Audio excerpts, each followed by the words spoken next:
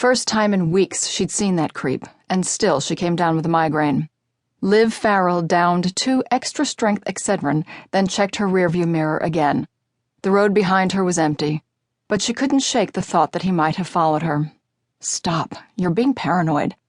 And you have more important things to worry about right now. She squinted as she pulled into the mansion's long driveway, but those damned sparks started to dance before her eyes. She loved her youngest piano student, but the same couldn't be said of the girl's father. After he'd been sexually inappropriate with her one time too many, she'd threatened to stop teaching the girl unless the mother brought her to and from her lessons. The arrangement had worked fine, until tonight. Now, because of him, Liv had the mother of all headaches to deal with while she faced what might be the most important property showing of her realty career. A blast of muggy, sea-tinged air hit her face when she climbed out of her car. She winced. Not even the sight of the gorgeous stone mansion could dim the pounding in her head.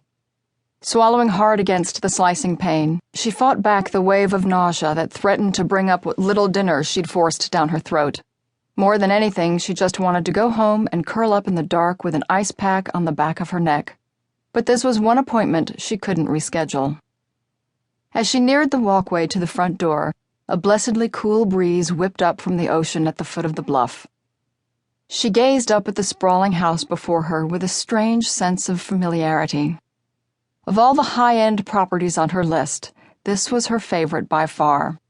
Set on 7 acres of park-like grounds, the 3-story limestone mansion looked like it belonged outside of Paris, with its graceful slate roofline and twin verdigris cupolas.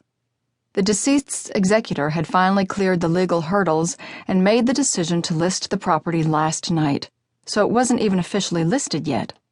She had no idea how this prospective buyer had found out about it. On her way to the front door, the heady scent of roses, mixed with the rich perfume of the stargazer lilies, punctuated the thick border on either side of the path. Ordinarily, she loved flowers, but right now the smell made her stomach roll.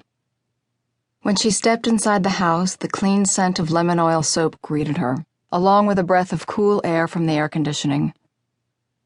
Sighing in relief, she set her briefcase down and took a moment to look around the huge vaulted mahogany ceilings of the foyer. And family room before her gaze strayed to the west-facing windows on the far wall. The view beyond was enough to take her breath away, but there was something about this house that called to her.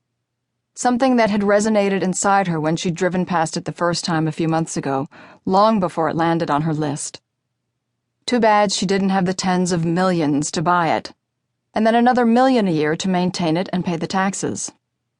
Whoever he was, the man coming to meet her must have more money than he knew what to do with. Doing a quick run-through of the main floor to make sure everything was as it should be, she stopped in the kitchen and turned on some soft lights over the stainless steel range and under the moldings above the rich cream cabinets. It cast the room in a soft, inviting glow. She glanced at her watch. A few minutes before 8.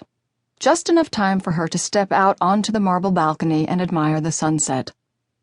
The security system beeped, signaling someone had opened the front door.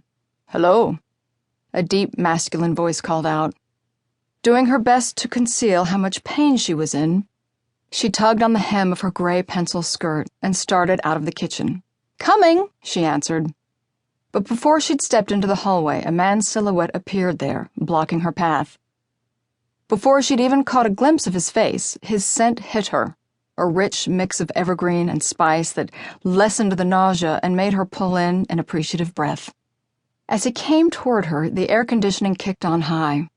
A deliciously cool wave swept through the room, bringing more of his luscious scent with it. But the polite greeting she'd prepared died on her tongue the moment he stepped out of the shadows and entered the light. They both froze. Icy blue eyes speared hers. He was tall, over 6 feet, broad-shouldered. His dark brown hair was cut short, the strong planes of his face clean-shaven.